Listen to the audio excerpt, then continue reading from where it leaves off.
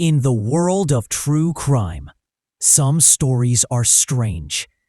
And then there are those that defy all logic. Twisted tales so dark, so bizarre, they blur the line between reality and nightmare. Today, we're diving deep into the top 5 most chilling and mind-bending true crime stories. Cases so twisted, they'll haunt you long after the video ends. Before we get going, don't forget to hit that subscribe button down below to keep up with all the latest true crime cases like these. June 2011, a 23-year-old Air Force officer, Josh Hilberling, falls from the 25th floor of a Tulsa high-rise. His pregnant wife was the only witness. At first, she said it was an accident. But was it truly an accident, self-defense, or cold-blooded murder? When the truth came, it would destroy many lives. This is the case of Amber and Josh Hilberling.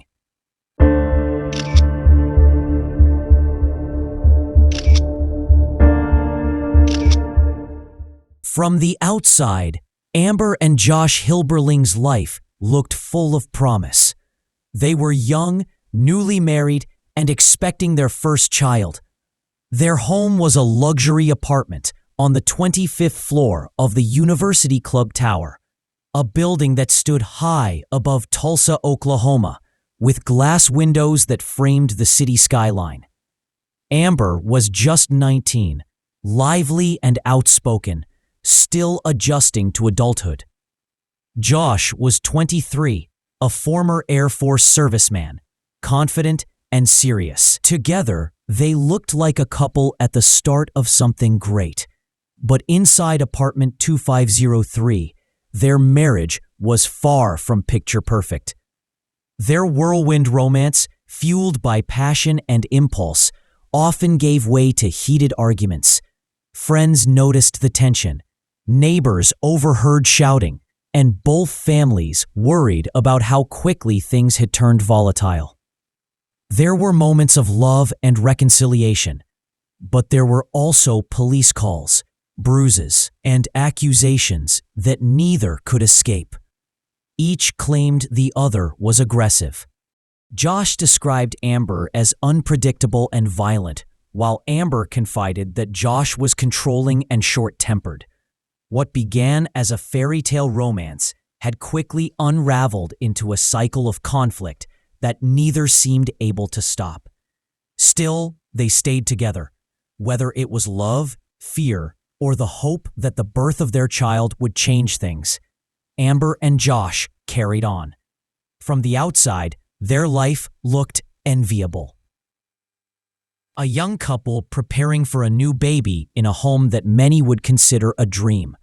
But behind the closed doors of their apartment, the cracks in their marriage were growing deeper.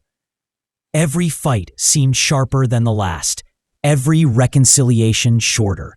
And as the months passed, those closest to them felt an uneasiness they couldn't quite put into words.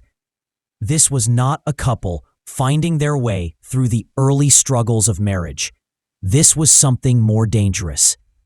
A relationship where love and anger were tightly bound together.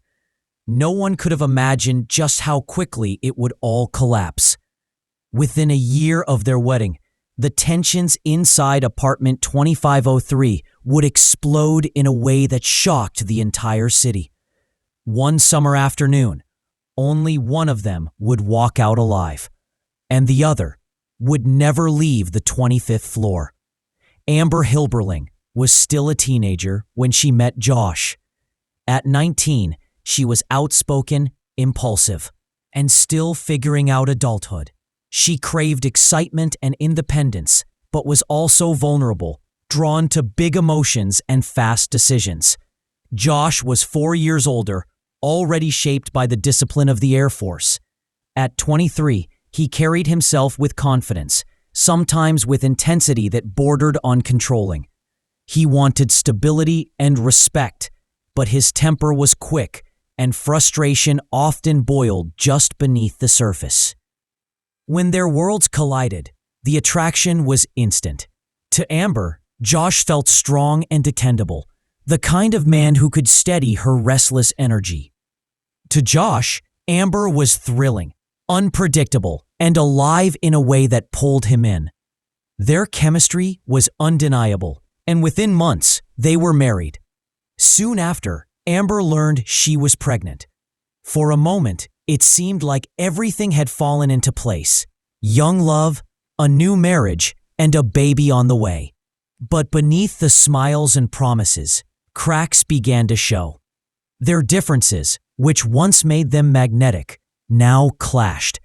Arguments escalated quickly, fueled by Amber's impulsiveness and Josh's intensity. Neighbors overheard shouting through the walls. Friends noticed tension that couldn't be hidden. Police were called more than once, and each accused the other of violence.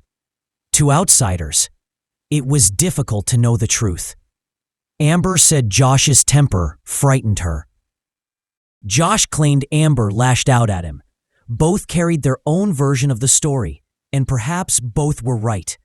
What was clear was that their marriage had become a cycle of passion and conflict that neither seemed able to break. Yet, despite the turmoil, they stayed together. Maybe it was love, maybe fear of walking away, or maybe the hope that the baby would fix what was broken. Whatever the reason, the cycle continued. Arguments, reconciliations, and a pressure that grew heavier as Amber's pregnancy advanced.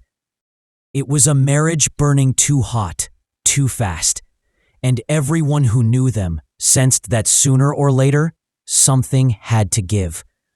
It was just another Tuesday afternoon inside Tulsa's University Club Tower. Neighbors were going about their routines, unaware that just a few doors away, everything was about to change. On the 25th floor, Amber and Josh Hilberling were in the middle of yet another heated argument. She was 7 months pregnant, exhausted, and overwhelmed. He was frustrated, angry, and unwilling to back down. Neighbors later said the shouting was louder than anything they had heard before. Inside apartment 2503, the fight escalated. Amber would later claim that Josh grabbed her shoulders and forced her backward toward the window.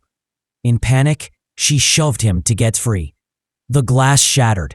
Josh disappeared through the opening, falling 17 stories before hitting the roof of the parking garage below. The sound of impact echoed through the building. On the ground, stunned residents looked up in horror. Some screamed, others froze in disbelief. Upstairs, Amber's world collapsed in an instant. She ran out of the apartment, pounding on doors, begging for help. Neighbors opened to find her frantic, screaming that Josh had fallen. She was hysterical, shaking, and barely able to explain what had just happened. Emergency calls flooded in. Within minutes, police and paramedics arrived at the scene. There was nothing they could do for Josh. The fall had been fatal. His body lay on the rooftop below, a grim reminder of how quickly the fight had turned into tragedy. If you're still watching, please hit the like button. It won't cost you anything, but helps us a lot. And if you want to see more crime stories like this, make sure you subscribe to our channel. Amber was still in shock. Witnesses described her as crying uncontrollably, almost unable to stand. Officers escorted her back inside the building as they secured the area. Broken glass covered the apartment floor. The shattered window left an empty frame where the city skyline now poured in. For the neighbors, it was a scene they would never forget. A young, pregnant woman screaming for help, and a husband dead on the pavement below. For police, it was the beginning of a case that was far from simple. Was this a tragic accident? A desperate act of self-defense? Or had rage pushed Amber past the point of no return? As the sun set over Tulsa, investigators began their work, apartment 2503 was sealed off. Photographs were taken and evidence was collected, but the answers would not come quickly. For now, one thing was certain. The fight inside that high-rise apartment had ended in disaster, and the truth about what really happened in those final moments was still locked inside Amber Hilberling's mind. The fall was over in seconds, but the investigation into what caused it had only just begun. Within hours of Josh's death, Tulsa police turned their focus to Amber. She was distraught, still in shock, but officers needed answers. They escorted her from the tower to the police station for questioning. Inside the sterile walls of the interrogation room, Amber struggled to explain what had happened.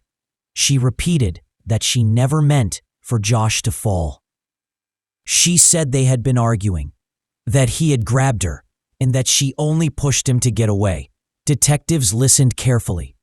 To them, her story raised as many questions as it answered. How hard had she pushed? Was it really self-defense, or was it anger boiling over? Amber denied any intention of harming her husband, but her words were emotional, scattered, sometimes contradictory, the kind of statements that could later be picked apart in court. And then came a moment investigators hadn't planned for.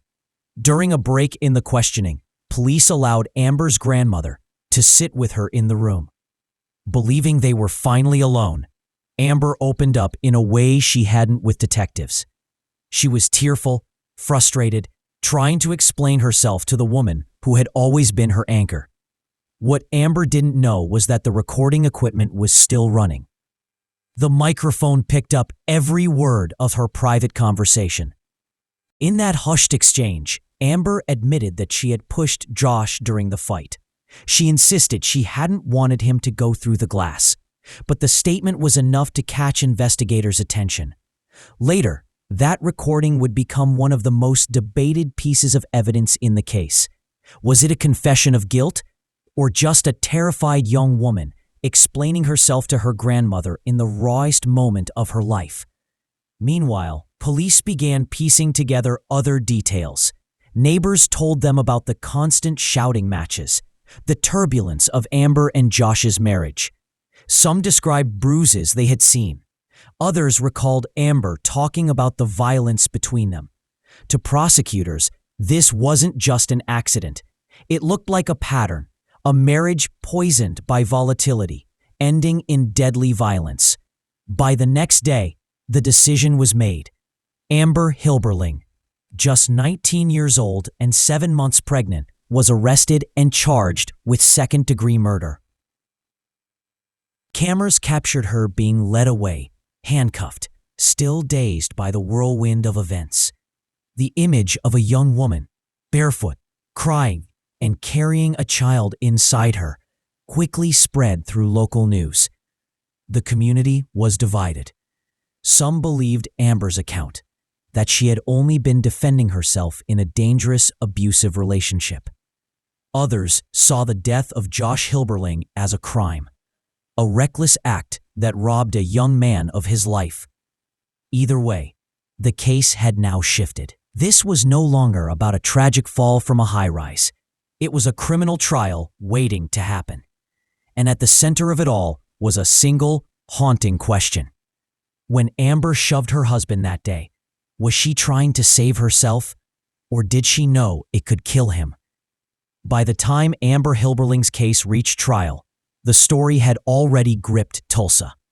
A young husband dead, a young pregnant wife accused of murder.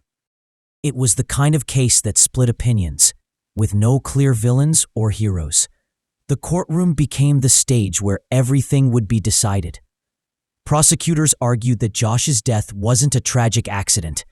It was the inevitable result of a violent and reckless marriage. They pointed to the shattered windows, proof of the force Amber had used. To them, her shove wasn't a defensive move. It was an act of anger, a fatal loss of control. They highlighted her recorded words in the interrogation room with her grandmother. Words they framed as an admission that she had pushed Josh, knowing how dangerous it could be.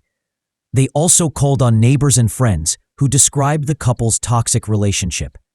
Jurors heard about shouting matches, bruises, and police calls. To the state, this wasn't just one bad day. It was a pattern that ended in death. Amber's lawyers painted a different picture. They said Amber was a teenage bride, overwhelmed and trapped in a marriage filled with volatility. Josh, they argued, wasn't the innocent victim prosecutors portrayed. He could be controlling, even violent. To Amber, that shove was never meant to cause harm. It was instinct, pure self-preservation. The defense also questioned the building itself. The University Club Tower had been built in the 1960s. Its windows were not reinforced with modern safety glass. They argued that almost anyone could have gone through those panes with even moderate force. Josh's death, they insisted, was a freak accident made worse by a flawed building design. Testimonies were emotional. Josh's family sat in court, grieving and demanding justice. Amber, heavily pregnant at the time of the incident, sat quietly as witnesses described her marriage in painful detail. Some portrayed Josh as the aggressor. Others saw Amber as manipulative and reckless. The jury was left to sift through the contradictions, trying to decide whose story was closest to the truth.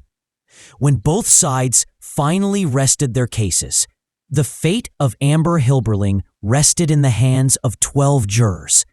When the verdict was read, the words cut through the stillness like a blade. Guilty of second-degree murder. She begged the court to see her not as a killer, but as a broken young woman who made a tragic mistake. But the court was unmoved. The judge handed down the sentence, 25 years in prison. Amber collapsed into tears as guards moved to take her away. Her family cried out from the gallery, clutching each other as they watched her disappear in chains. For the Hilberlings, the verdict was a moment of bitter relief. Justice, they believed, had been served. But for Amber's family, it was unbearable. A young mother ripped away from her newborn son, condemned to spend decades behind bars. The case had always been polarizing, and now the sentence made it even more so. Some saw the punishment as fair. Others saw it as another tragedy. 2 lives destroyed instead of 1. And yet, despite the jury's decision, the questions lingered. Was Amber Hilberling truly a murderer? Or just another victim of a violent, doomed relationship? The young mother now spent her days in a cell, separated from her infant son, watching him grow up through rare visits and photographs. In letters and phone calls, Amber often spoke of regret. She admitted she had pushed Josh, but she never stopped insisting that she hadn't meant to kill him. For her, prison wasn't just punishment. It was a daily reminder of what had been lost: her husband, her freedom, her family, and the future she thought she would have. But prison is unforgiving. By 2016, 5 years into her sentence, Amber's mental health had deteriorated. Friends and family said she sounded tired, hopeless. In one of her last interviews from prison, she admitted that the weight of her situation often felt unbearable. And then, on October 24th, 2016, tragedy struck again. Amber Hilberling was found hanging in her cell at the Mabel Bassett Correctional Center. She was just 25 years old. Officials ruled her death a suicide. For many, it was a shocking, heartbreaking end. For others, it was almost inevitable, the final chapter of a story that had been spiraling since the day Josh fell from that window. Her family was devastated. They refused to believe Amber had truly given up. They questioned the prison's handling of her case, pointing out that Amber had been vulnerable and should have been better protected. But regardless of the doubts, One fact could not be erased. 2 young lives ended, one in a fall, the other in a cell. A child left to grow up without either parent. And a question that still haunts Tulsa. Was Amber Hilberling truly guilty of murder? Or was she trapped in a tragedy no one saw coming? What do you think? Let us know in the comments. Amber's story didn't end with her sentence. It ended in a prison cell, leaving behind only grief, controversy, and a chilling reminder of how quickly love can turn into tragedy. May 2021. In a quiet Athens suburb, 20-year-old Caroline Crouch was found dead beside her baby daughter. Her husband, Babis Anagnostopoulos, a respected helicopter pilot, told police a chilling story. Masked burglars had broken into their home, tied him up, and murdered his wife. But almost immediately, cracks began to appear. Why would robbers suffocate a young mother in front of her infant? Why leave her husband alive? And why escape with so little when the house held far more? To the public, Babis was a grieving widower, clutching his child at the funeral, begging for justice on national TV. Behind the scenes, investigators were uncovering a truth far darker than anyone imagined. When it finally came out, it stunned Greece and the entire world. This is the case of Caroline Crouch and Babis Anagnostopoulos.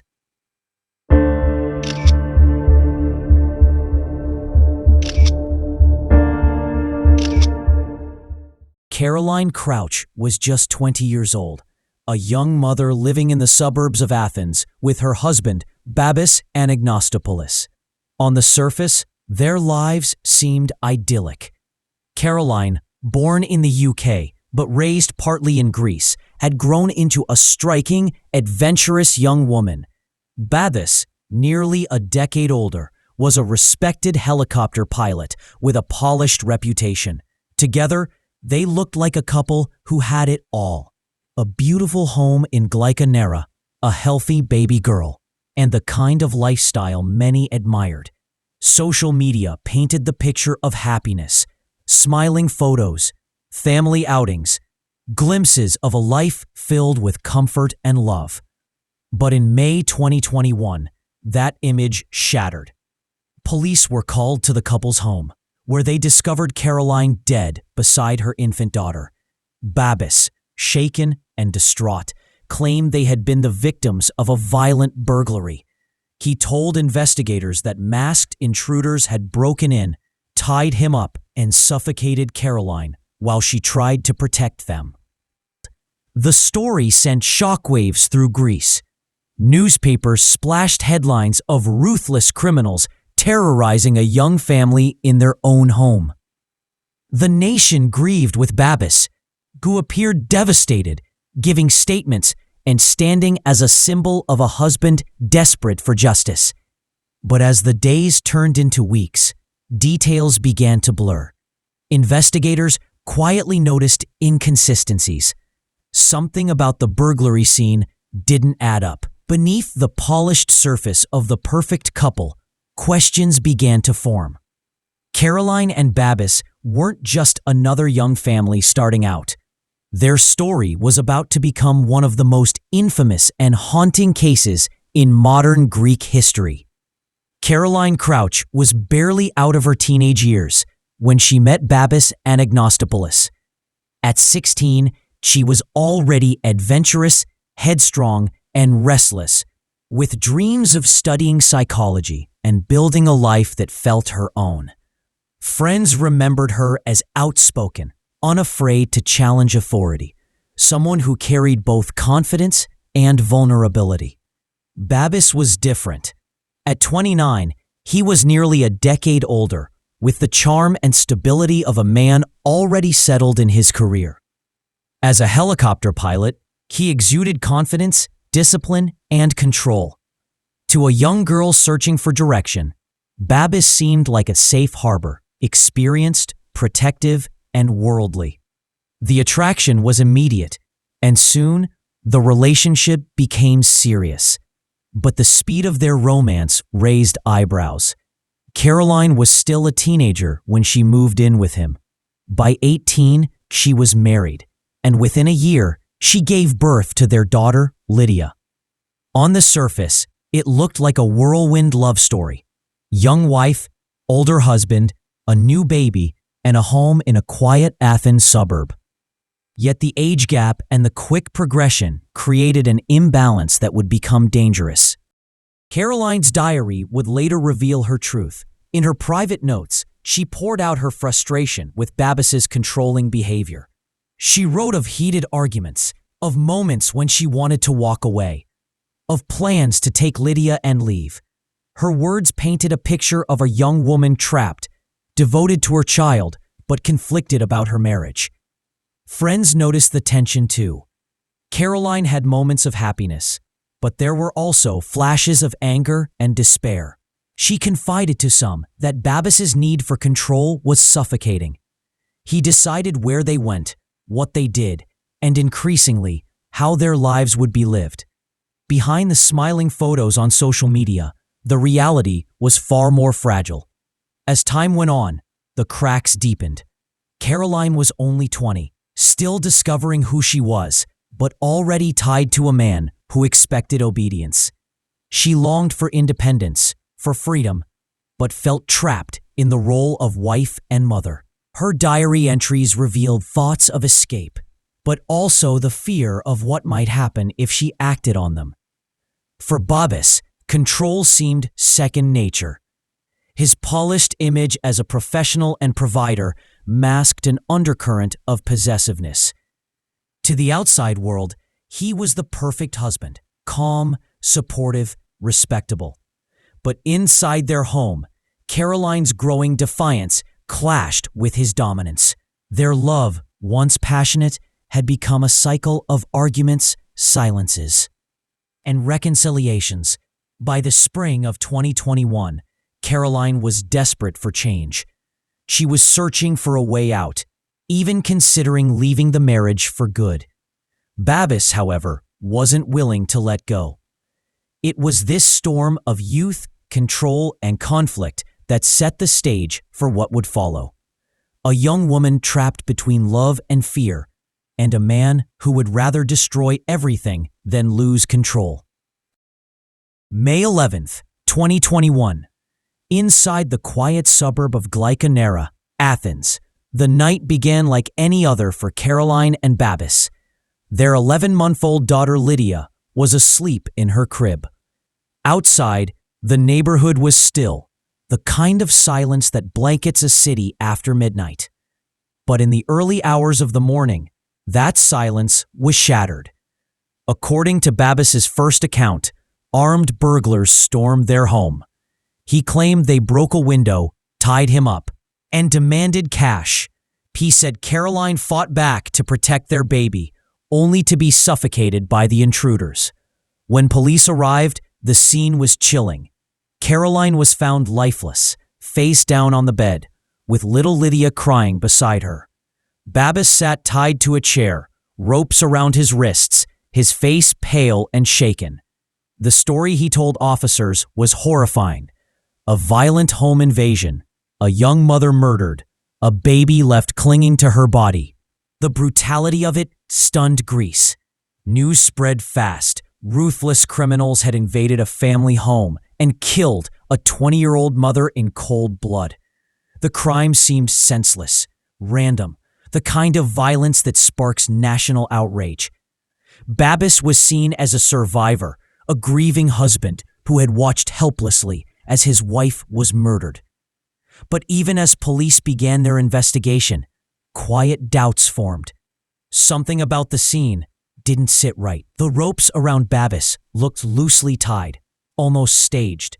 The supposed point of entry showed no clear signs of a forced break-in.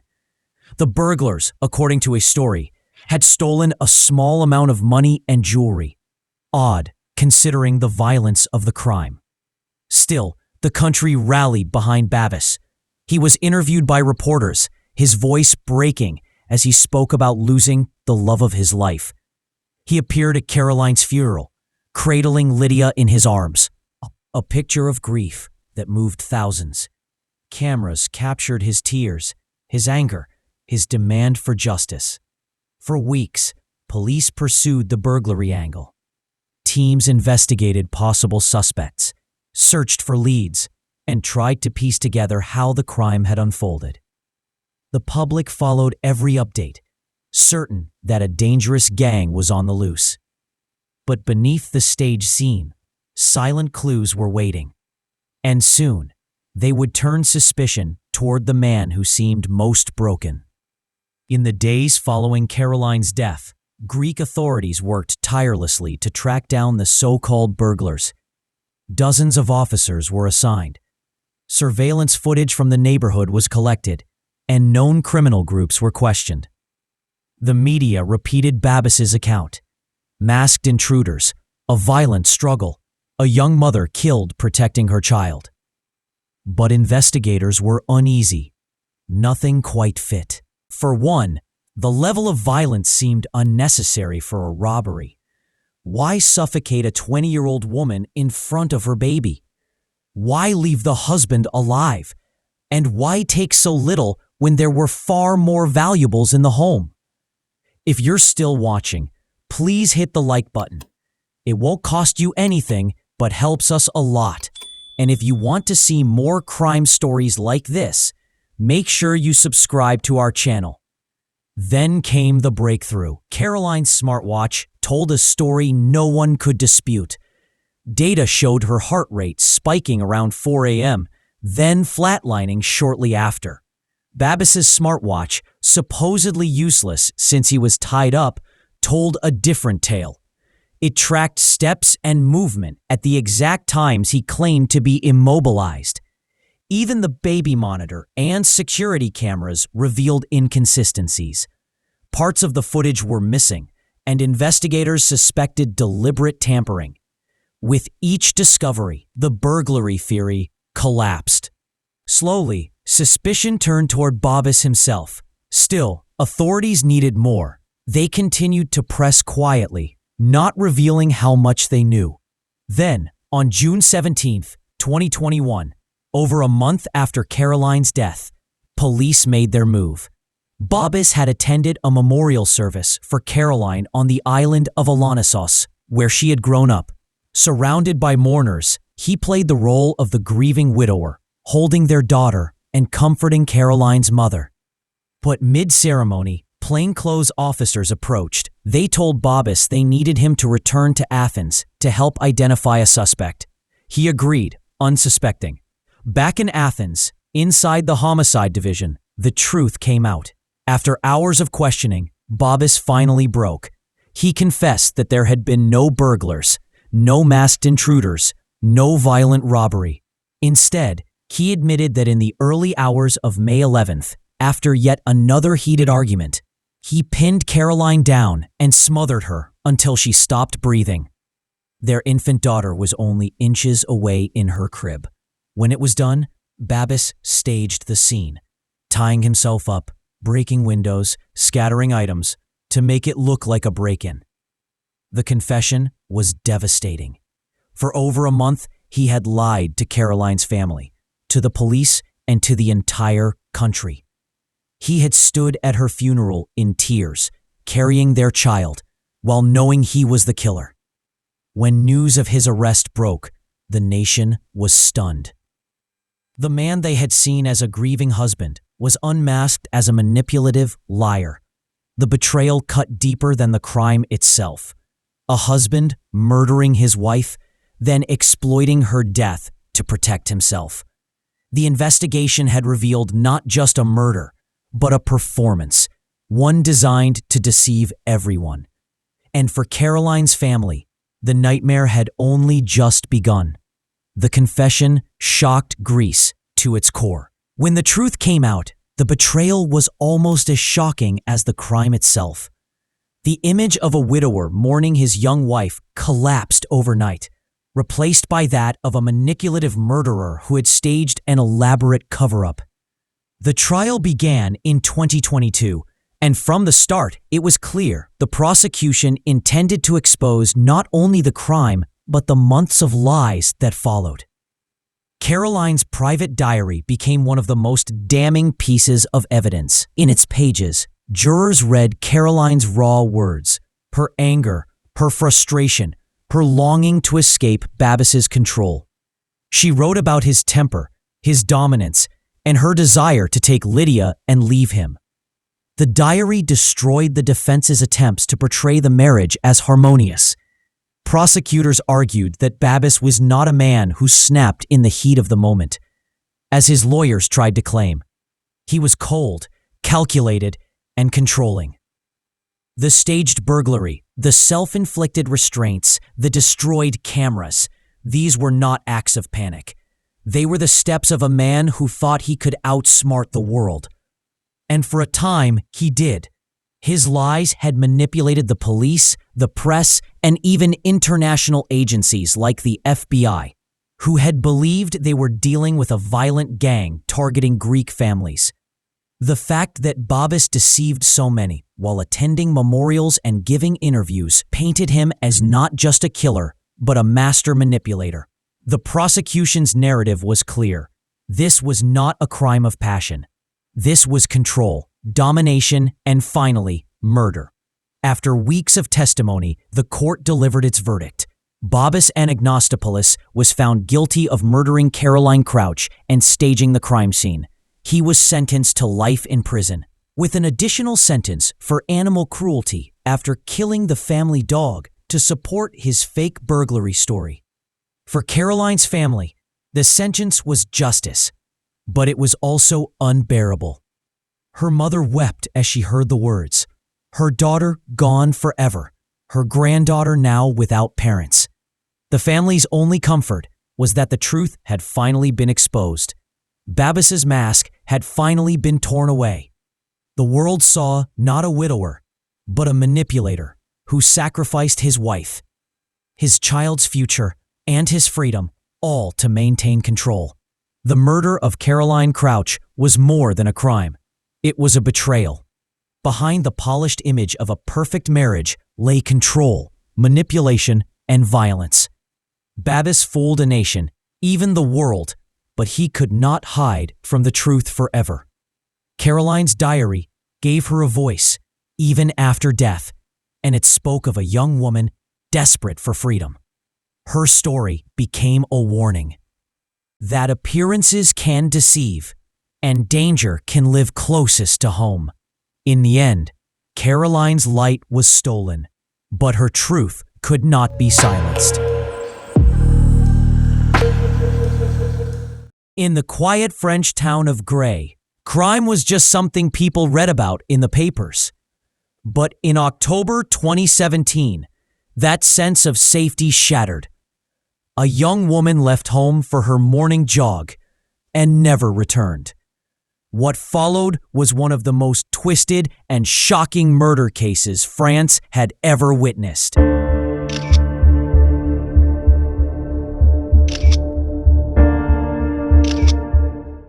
Her name was Alexia Daval. Born in 1988, Alexia grew up in a well-respected family. Her mother, Isabel, was active in the city council, known for her dedication to civic life, while her father, Jean-Pierre, owned a local cafe that doubled as a hub for sports enthusiasts. Together, they raised two daughters, Stephanie, the eldest, and Alexia, the youngest. The sisters were close, their bond reinforced by family values of loyalty, hard work, and integrity. Alexia, by all accounts, was energetic, driven, and dependable. She carried herself with a vibrant energy that made people naturally gravitate toward her. Yet, she was grounded in responsibility and discipline.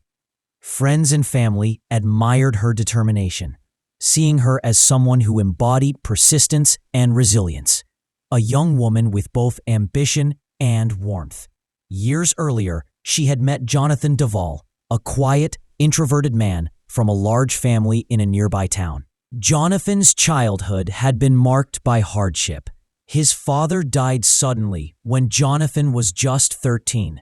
That loss scarred him deeply, leaving him reserved, cautious, and hesitant to let people in. He avoided conflict, kept to himself, and rarely expressed his emotions openly. But he loved soccer, and for a time, it was his only outlet for connecting with others. When Jonathan and Alexia crossed paths, their differences seemed to balance one another. She was confident and outgoing, while he was quiet and shy. Their relationship grew slowly, but seriously. By the early 2010s, they were inseparable. After years together, the couple married in July 2015, in a ceremony officiated by Alexia's mother. Friends and family celebrated their union with joy, and for many, it seemed like the perfect love story. From the outside, their marriage appeared stable. They renovated a house that had belonged to Alexia's grandparents, worked out together, and often ran in local races. They projected an image of health, teamwork, and love.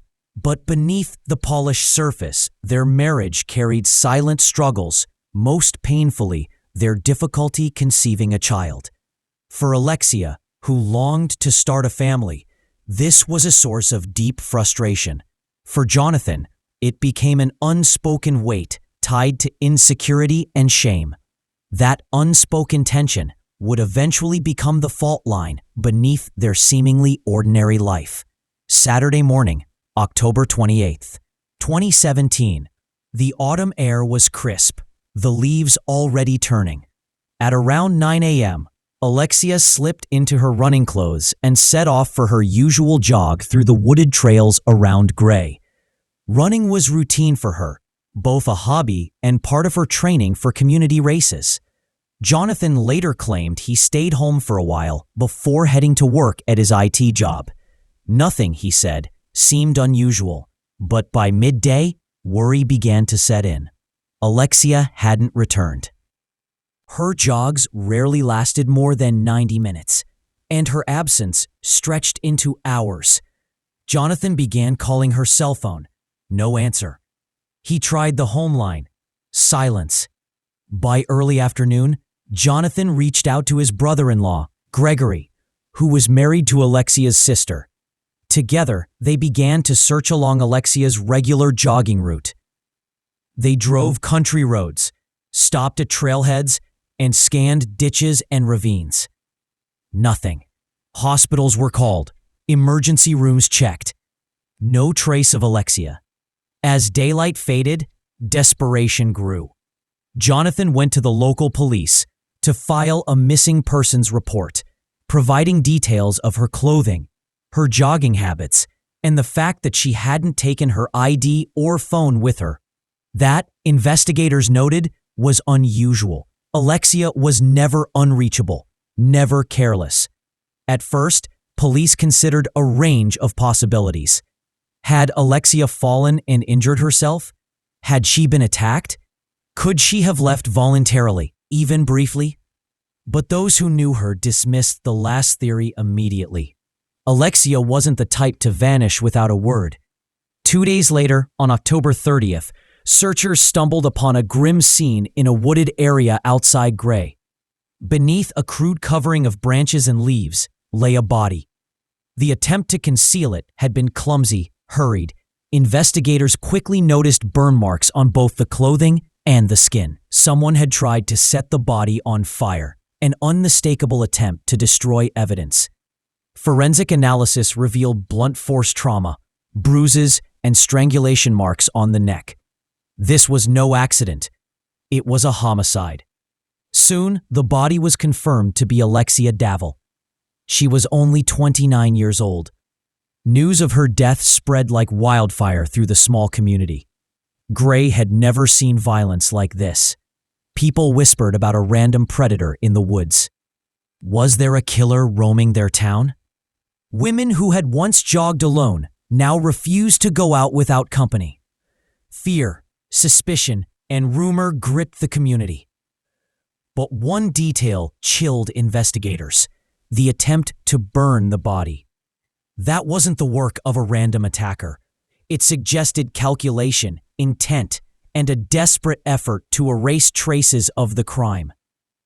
In the days that followed, Alexia's family found themselves thrust into the national spotlight. At the center of it all was Jonathan. Cameras captured him standing alongside Isabel and Jean-Pierre, his in-laws, his face solemn, his words soft. At memorials and vigils, he spoke publicly about Alexia, calling her his oxygen, the love of his life. His grief seemed genuine, his composure almost remarkable. Tens of thousands gathered at a memorial march, walking silently with white flowers and photographs of Alexia. Jonathan walked at the front, hand in hand with her parents. To the public, Jonathan appeared the picture of a devastated widower, a man shattered but dignified, honoring his wife's memory. The media praised him, painting him as a figure of strength and sorrow. But behind the scenes, investigators were beginning to see cracks in the image. Standard procedure dictated that the spouse be carefully examined, and so Jonathan became the focus. At first, his story seemed consistent. Alexia left for her jog. He went to work. He even mentioned fixing a printer that day at the office. But then came the inconsistencies. Scratches were spotted on his neck and chest, bite marks on his arms. Jonathan brushed them off, saying he and Alexia had argued the night before, but that it had ended quickly. Investigators weren't convinced. The injuries suggested a violent struggle. Forensic teams searching the couple's home discovered that the bed sheets in their house matched the sheet used to wrap Alexia's body. Tire tracks near where the body was found matched Jonathan's work car. And GPS data placed his vehicle in the vicinity of the crime scene during the night she disappeared. Piece by piece, the polished image of the grieving husband began to crumble. Jonathan had initially denied being anywhere near the woods, but cell tower data and surveillance footage told a different story. His carefully rehearsed alibi was unraveling, and yet, in public, he continued to play the part of the mourning husband. In private, investigators were starting to see him as their prime suspect. With the net of evidence tightening, investigators decided it was time to confront Jonathan directly. At first, he clung to his story, insisting that he had been at work and knew nothing about what had happened to Alexia. But the scratches on his body, the GPS data, the matching tire tracks, these details painted a damning picture. Jonathan's credibility crumbled further when forensic experts confirmed that the sheet used to cover Alexia's body had come from their own home. This wasn't the work of a faceless predator. It suggested something chilling. The crime had begun inside the Daval household. Under pressure, Jonathan began to alter his story. In early interrogations, he denied everything. Later, when confronted with the evidence, he tried to shift suspicion elsewhere. In January 2018, he made a startling accusation. He claimed that his brother-in-law, Gregory, was responsible for Alexia's death. Even more shocking, he alleged that Alexia's parents and sister were part of a cover-up. Investigators were stunned. The accusations contradicted his earlier statements and made little sense. Not a shred of evidence pointed to Gregory or Alexia's family. Still, Jonathan pressed the story, attempting to redirect suspicion away from himself. For the Fouillot family, who had stood shoulder to shoulder with Jonathan at vigils, it was a betrayal too painful to describe. The man they had once welcomed as a son now tried to cast them as conspirators in their daughter's murder. But the truth was already catching up with him. Psychologists brought in to evaluate Jonathan described him as insecure, emotionally repressed, and prone to sudden outbursts when under pressure.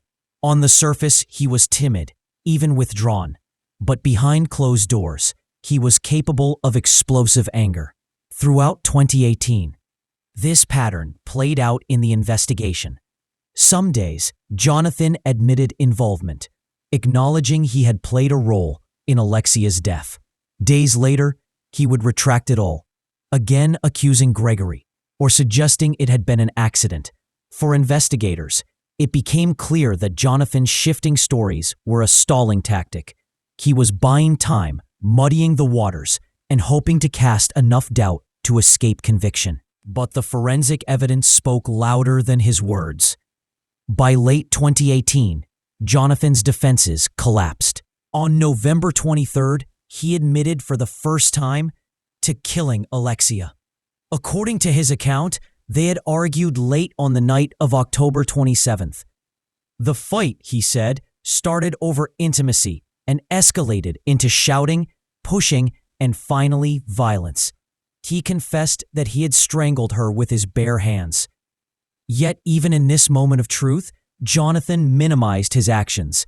He framed it as a sudden loss of control, a tragic accident. Days later, he changed his story yet again, this time trying to place blame back on Gregory. But investigators had heard enough. On December 7, 2018, during a tense meeting with Alexia's mother, Jonathan was shown a photograph of his wife. At that moment, he broke down and admitted what Isabel already knew in her heart. He alone had taken Alexia's life. A turning point came in June 2019 when police conducted a crime scene reenactment. In the early hours of the morning, under conditions mirroring that October night, Jonathan retraced his steps. This time, he confessed in full detail.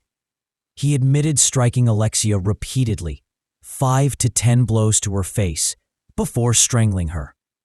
Afterward, realizing what he had done, he transported her body to the woods, attempted to burn it, and tried to cover it with branches. The confession stripped away any illusion of an accident. This was not a momentary lapse. It was a series of deliberate actions, from assault to concealment, carried out methodically after the fact. New evaluations added further insight. Jonathan was diagnosed with a personality disorder marked by obsessive traits and a need for control. Specialists noted that he was emotionally dependent on his mother, struggled to make independent decisions, and often bottled up resentment until it erupted violently. Marital tensions had also reached a breaking point. Alexia longed for a child, but fertility struggles weighed heavily on the couple. In text messages, she accused Jonathan of avoiding the issue, of refusing to face reality. He, in turn, blamed her for being demanding. Their arguments over family planning became a recurring source of conflict, and for Jonathan, a constant reminder of his insecurities. These psychological and relational pressures painted a clearer picture of the storm brewing behind the facade of a perfect marriage. In November 2020, the trial of Jonathan Daval began. The world was watching. Even under pandemic restrictions, the courtroom brimmed with tension. 6 jurors, 5 women, and 1 man listened as prosecutors laid out the evidence. They presented the timeline, the forensic analysis, the GPS data, and Jonathan's many contradictory statements. They reminded the court of his shifting strategies: denial, false accusations, partial confessions, and finally, the reenactment that left little doubt. The defense tried to soften the narrative, portraying Jonathan as a fragile man pushed to the edge by marital stress. They argued the killing had not been premeditated, but was the tragic result of a heated argument. But the facts told a harsher truth. Jonathan had not only killed Alexia, he had tried to erase her, to burn her body, to mislead investigators, and to frame her own family. Witnesses described Alexia as energetic, determined, and deeply committed to building a future. Friends spoke of the contrast between her outgoing personality and Jonathan's silence, his reluctance to engage in conflict until it erupted in violence. When Alexia's parents took the stand, the pain was raw. Isabel demanded clarity, every detail, every motive.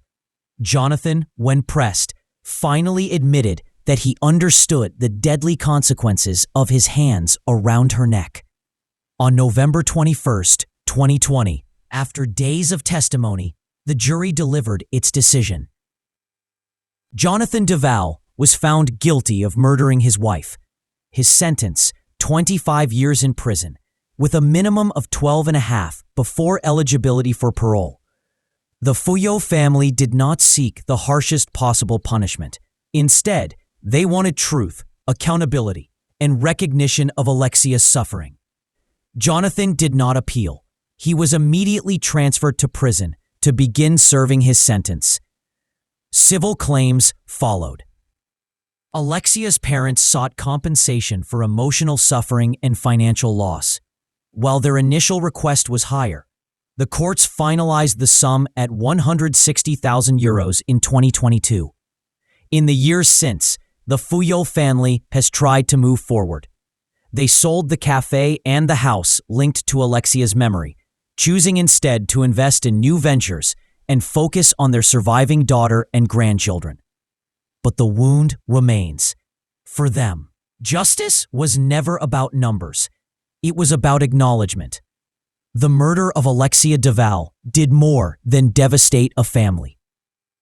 Tens of thousands had once walked silently through Gray to honor her memory. Today, those marches stand as reminders that behind every statistic is a life, a woman who loved, who dreamed, and whose story should never have ended this way. The early morning of November 6, 2012, began like any other in Quezon City. But for commuters along 18th Avenue, that day would be forever etched in their memories. As dawn broke, they stumbled upon the lifeless body of a young woman lying by the roadside. She wore a white top and blue leggings. She had no shoes, no purse, no phone, not even an ID. Her eyes were open, staring into nothing, frozen in sheer terror. In her hand, she clutched nothing more than a paper bag from McDonald's. First responders quickly secured the area. At first glance, it was clear this was no accident. The victim had suffered 5 gunshot wounds to the head. Her body bore multiple bruises, scrapes, and trauma. Extensive injuries around the pelvic region suggested a brutal assault before death. As the crime scene filled with police, forensic specialists, and eventually curious bystanders, a dark picture began to emerge. Witnesses reported hearing gunshots around 5 a.m. Others recalled a black SUV speeding away. One claimed shots were fired from inside the vehicle at someone already lying on the ground. 2 more mentioned catching a glimpse of a license plate number, fragments that would prove critical later. The woman's identity was not immediately known.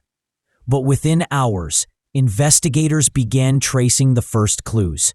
The discarded McDonald's receipt and the stories of those who had seen the SUV. The answer would soon come.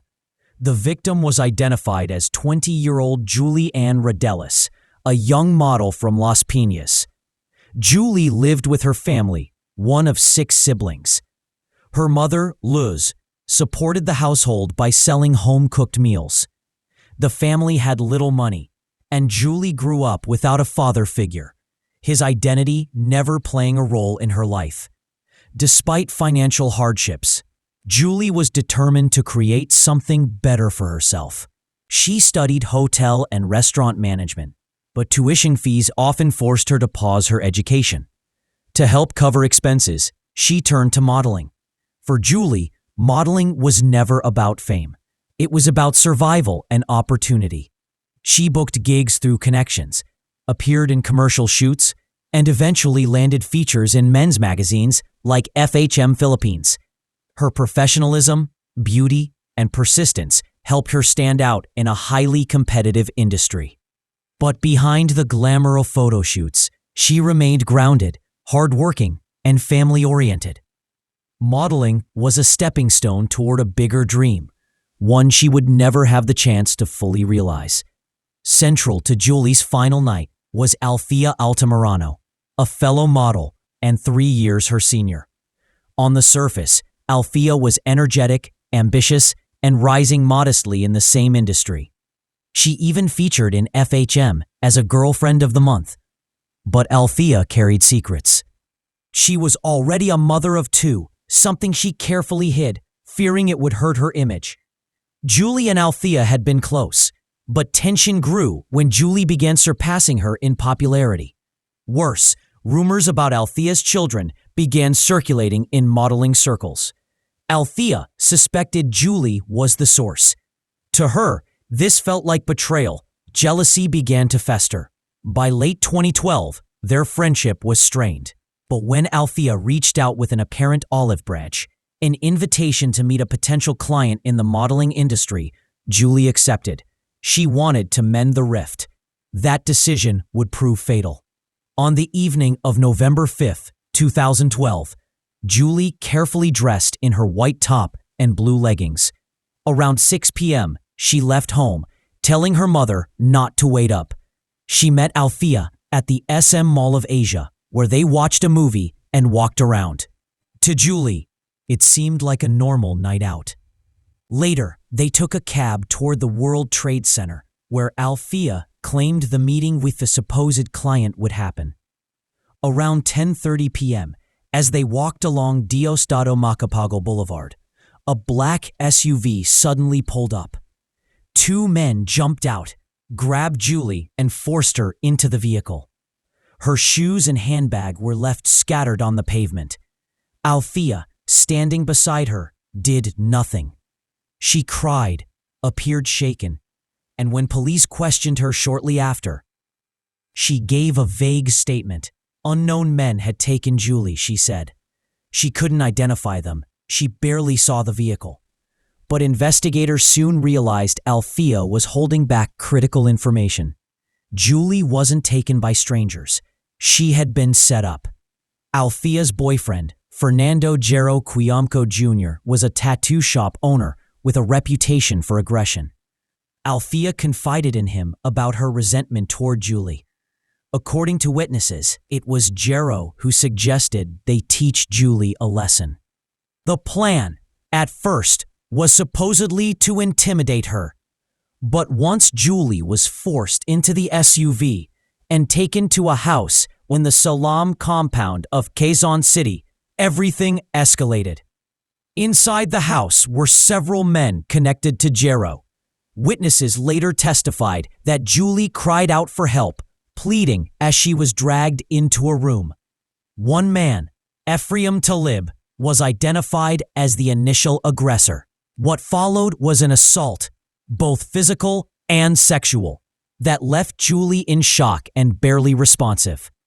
Then, a new figure entered the scene.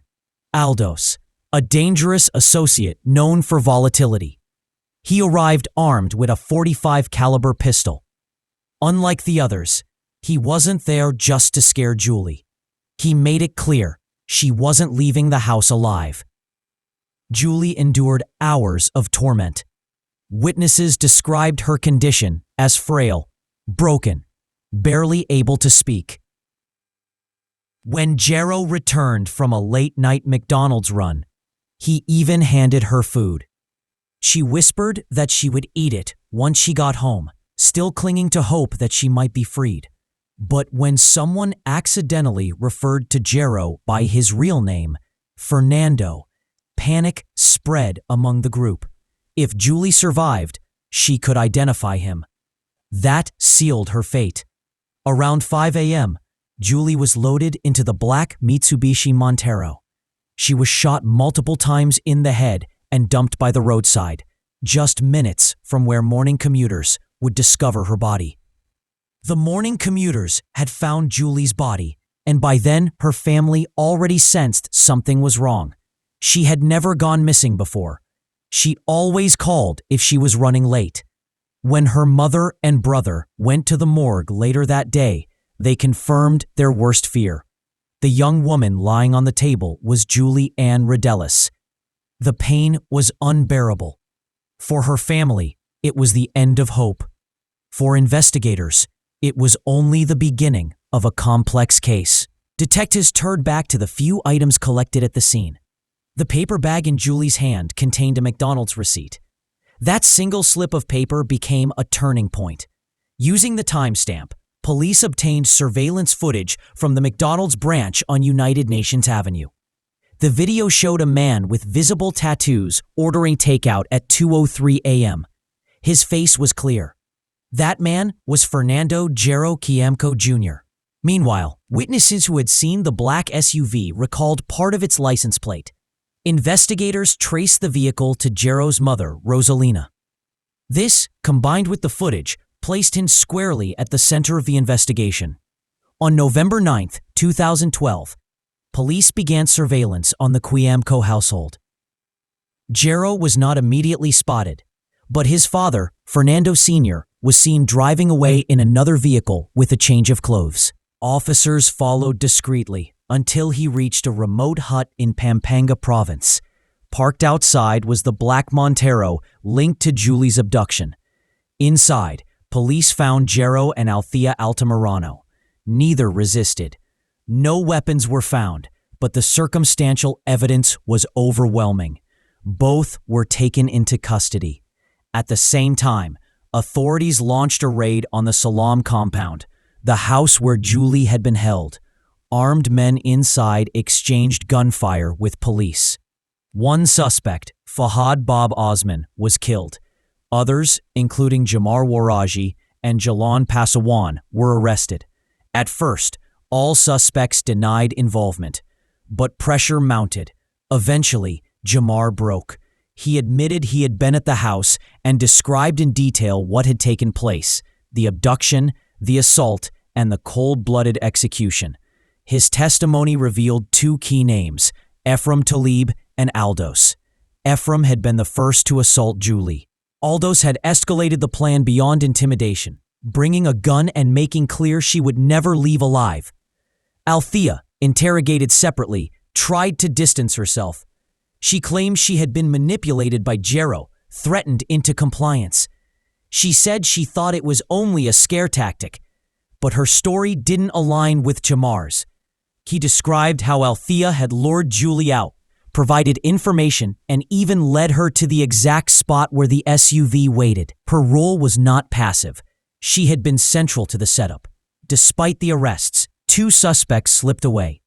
Ephraim and Aldos disappeared in the days after the crime, evading police and becoming fugitives. Sketches were released nationwide, but they remained at large, phantoms in the background of the case. The investigation also faced setbacks. In early 2013, Jalan Pasawan, charged with illegal possession of firearms, was released on bail. Just months later, he was murdered in his own home during a family meal. Neighbors claimed the shooter's identity was known, but no charges followed after his wife refused to cooperate. For investigators, Jalan's death meant the loss of a potential witness. Another piece of the puzzle gone. By mid-2013, most of those connected to Julie's murder were either in custody or officially wanted. But then the case slowed. For nearly 12 years, the trial for the central figures, Jero and Althea, was delayed, rescheduled, and postponed. Julie's family endured heartbreak upon heartbreak. Each delay felt like betrayal. Her mother, Luz, never stopped fighting, demanding that her daughter's killers face justice. Finally, in 2024, the trial began. The proceedings examined every detail: witness statements, forensic evidence, surveillance footage, and digital records. Prosecutors emphasized that Julie's murder was not a random act. It was a coordinated, premeditated plan involving 8 people. Jero's defense argued there was no direct evidence he pulled the trigger, but prosecutors pointed to his decisive words that night, his order to deal with Julie after realizing she had recognized him. That, the court concluded, demonstrated intent. Althea's defense portrayed her as a manipulated woman, pressured by a violent boyfriend.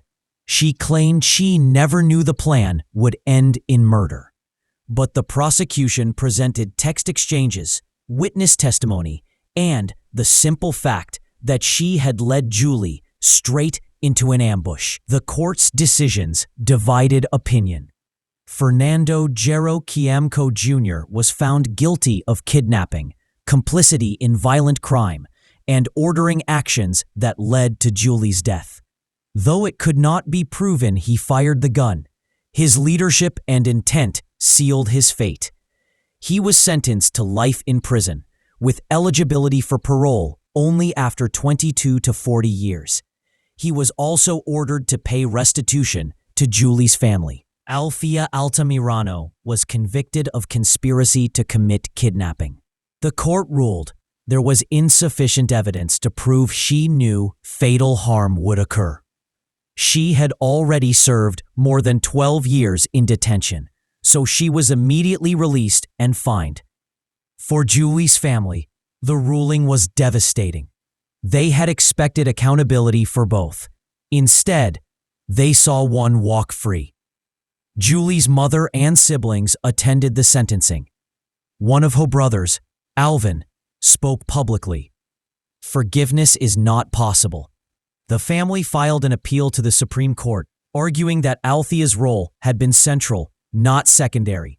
She had initiated the conflict, involved Jero, and delivered Julie into danger. To them, her release was an insult to Julie's memory. Even with the verdict, unanswered questions linger. Althea's exact motives were never fully clarified. Was it jealousy, resentment, a desire to eliminate a rival, or all of the above? And what about the fugitives?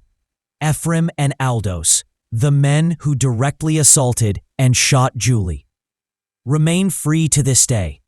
Their absence leaves the case incomplete, but justice system's work unfinished. For the Rodelas family, time has not dulled the pain. Over a decade later, Julie's mother still speaks of her as if she might walk through the door at any moment. But she won't. Her final minutes were filled with fear, betrayal, and violence. Yet her legacy endures. Her story sparked national outrage in the Philippines, highlighting not only the dangers women face, but also the flaws in a justice system that can delay closure for families by more than a decade. Julie Ann Rodelas' name is now more than a headline.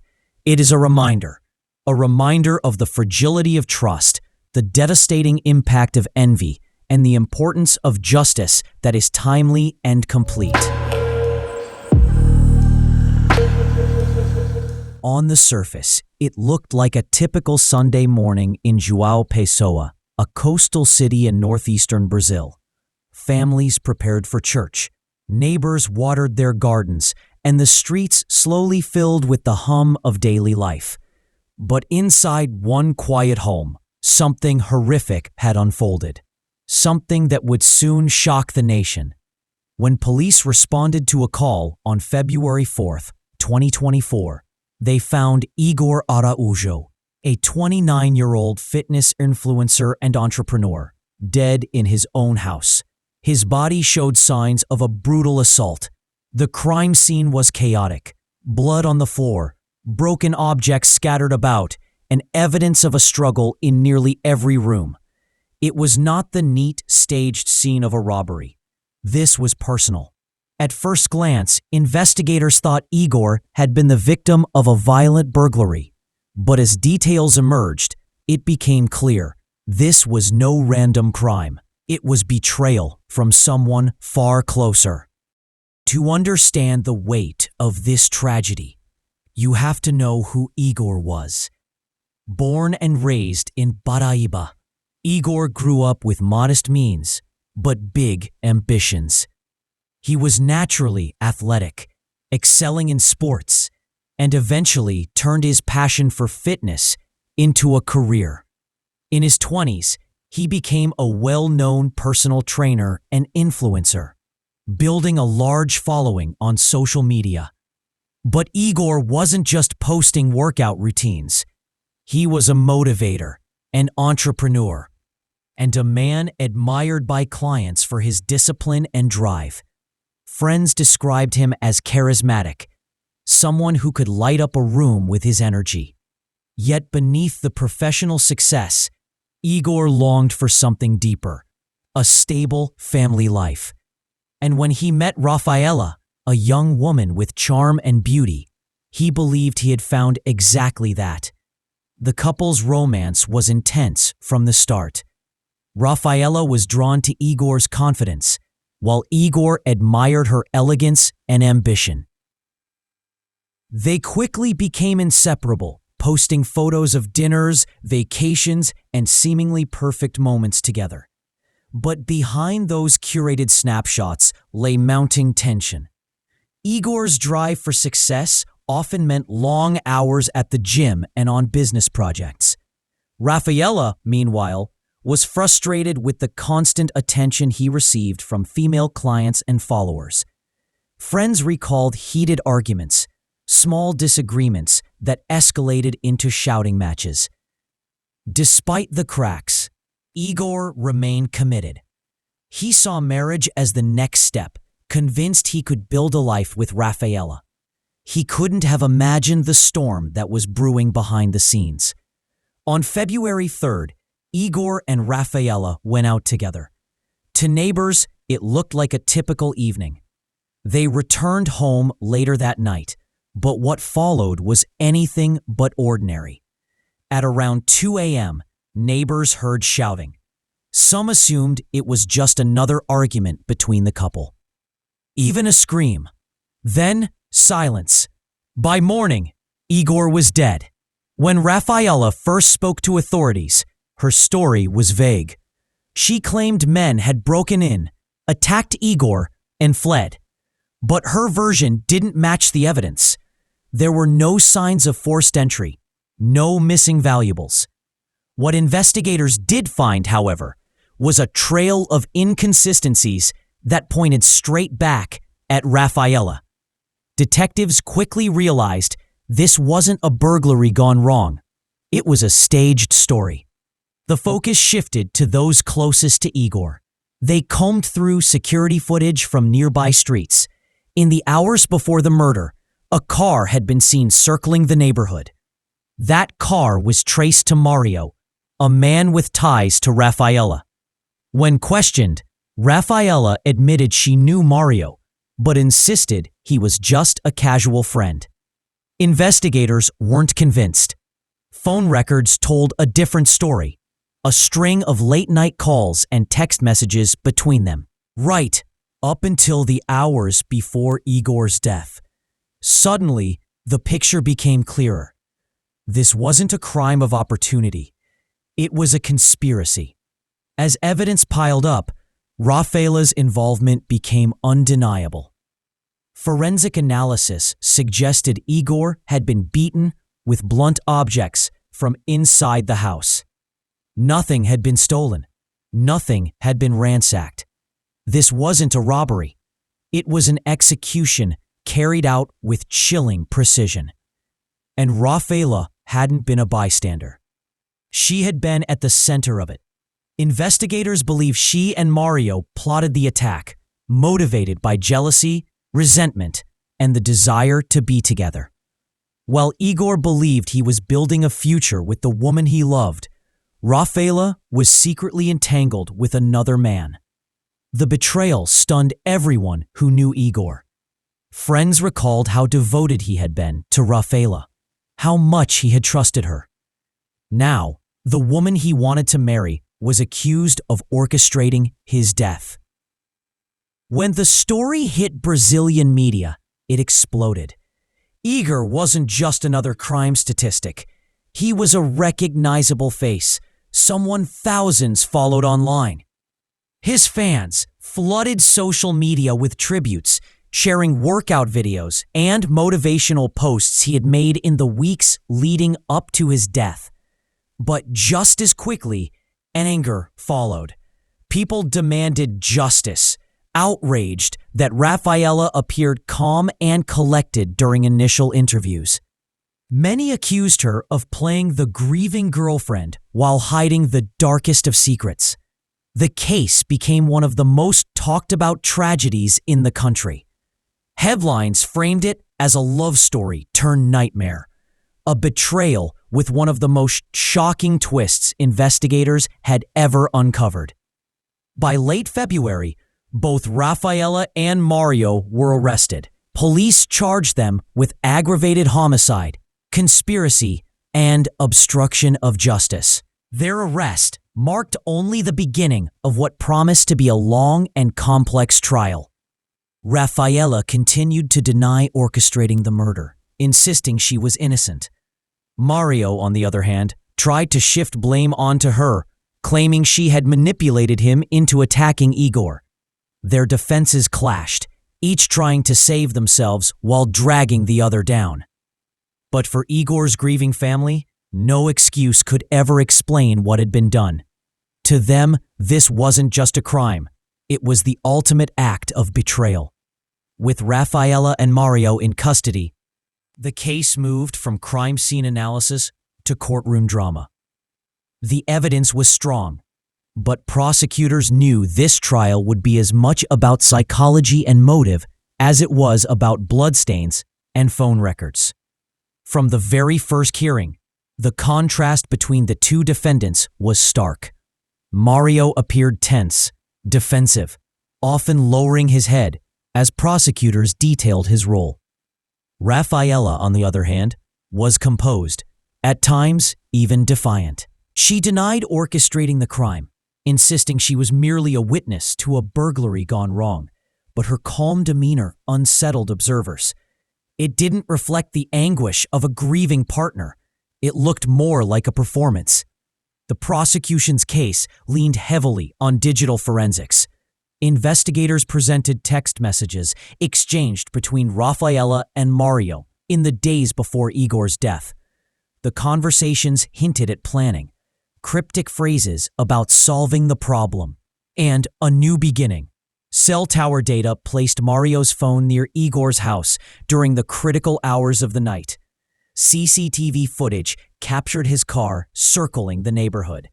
And when police searched his residence, they found clothing with traces of Igor's blood. But perhaps most shocking was the revelation of Rafaela and Mario's hidden relationship. What she had dismissed as a casual friendship was in fact an ongoing affair. Friends testified to seeing them together in restaurants and bars, sometimes even holding hands in public. The idea that Igor's partner had been living a double life shattered whatever sympathy she might have retained. For Igor's family, every day in court was a wound reopened. His mother described him as the backbone of their household, someone who provided not just financial support, but emotional strength.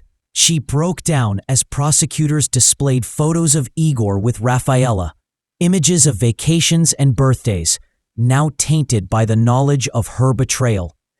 Igor's siblings spoke of his kindness, his dedication, and his constant encouragement for them to pursue education and stability. To them, Rafaela's involvement wasn't just criminal, it was cruel beyond measure. The family demanded the maximum penalty. They wanted the court to see the murder not as a momentary lapse of judgment, but as a premeditated act of treachery. Mario's lawyers argued he was manipulated, that Rafaela had convinced him Igor was abusive and controlling. They painted him as a man in love, desperate to protect her, blinded by passion. Rafaela's defense, meanwhile, claimed she had no role in planning the crime. They insisted she was terrified of Mario, suggesting he forced her silence. They even attempted to portray her as another victim, trapped in a relationship with a violent man. But these defenses clashed. Each pointed the finger at the other, creating a courtroom spectacle of accusation and denial. Several witnesses added layers to the already tangled story. One of Rafaela's former friends testified that she had spoken openly about her dissatisfaction with Igor. She allegedly said she felt trapped and fantasized about starting fresh. Another witness, a neighbor, recounted hearing not one but two voices arguing inside the house during the night of the murder, suggesting Rafaela may have been directly involved in the struggle. The defense tried to discredit these accounts, but the pattern was undeniable.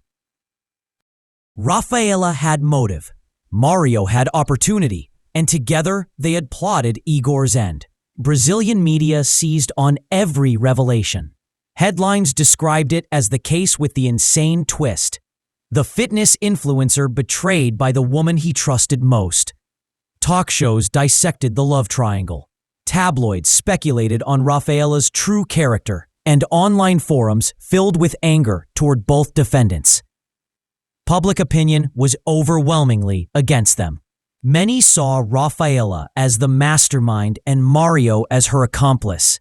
The betrayal struck a nerve in a society already grappling with issues of domestic violence and toxic relationships. After weeks of testimony, the trial reached its climax. Prosecutors argued for aggravated homicide, citing premeditation and the brutality of the act. They emphasized that Igor had been attacked in his own home, a place where he should have been safest. The defense begged for leniency. In a packed courtroom, the verdict was read. Mario was convicted of homicide and conspiracy. His sentence, 30 years in prison, the maximum allowed under Brazilian law. Rafaela was convicted as a co-author of the crime. The jury rejected her claims of innocence, agreeing she had helped plan the murder. Her sentence, 28 years in prison. The courtroom erupted. Igor's family wept, embracing one another, finally seeing some measure of justice. Rafaela remained stoic as the judgment was announced, showing little emotion even as she was led away in handcuffs. For Igor's loved ones, the verdict brought relief, but not closure. His mother later said, "No sentence will bring my son back, but at least the truth is recognized." Friends and followers of Igor flooded social media with messages of solidarity. His gym held a memorial workout in his honor, with clients dedicating their routines to the man who had inspired them. But for many, the haunting question remained: how could love turn into something so deadly? Igor's story now serves as a cautionary tale, a chilling reminder that betrayal can come from the person you trust most. He lived his life helping others improve themselves, motivating thousands, and building a future that ended in unimaginable tragedy. The case continues to resonate, not just because of its shocking twist, but because it forces people to confront uncomfortable truths about relationships, jealousy, and hidden lives. For the city of João Pessoa, it was more than just another crime. It was a story that peeled back the mask of a seemingly perfect couple, revealing the darkness that had been lurking beneath. And for Igor's family, every day without him is a reminder of what was stolen: a son, a brother, a friend, a man whose only mistake was trusting the wrong person. If this case moved you, please take a moment to hit the like button. And don't forget to subscribe to our channel so you never miss the next true crime story we uncover. Thank you for watching. See you in the next video.